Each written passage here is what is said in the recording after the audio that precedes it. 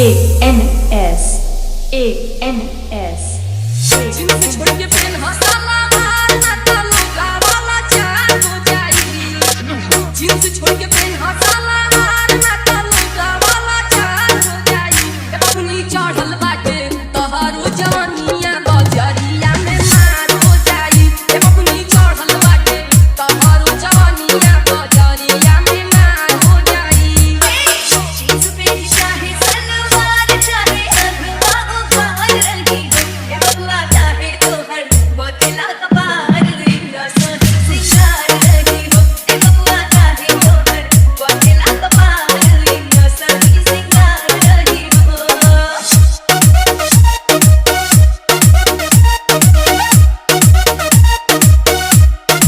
DJ Ansh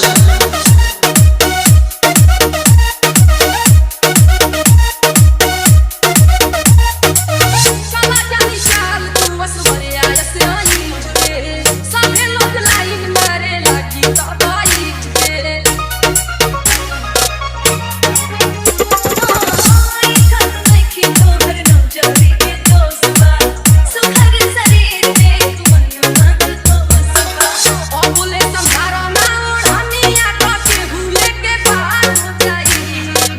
ओ बोले संभारो ना ओढ़निया काके भूले के पार हो जाई। ए बबुनी चढ़ल बाटे तोहरो जवानिया बजरिया में मार हो जाई। ए बबुनी चढ़ल बाटे तोहरो जवानिया बजरिया में मार हो जाई।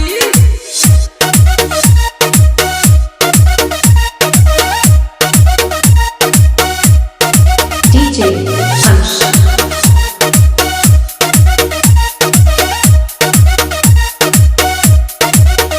नजारी के शोर से तू कोई दिलू खाती दिल में मचौले बाड़ू कब से तबाही।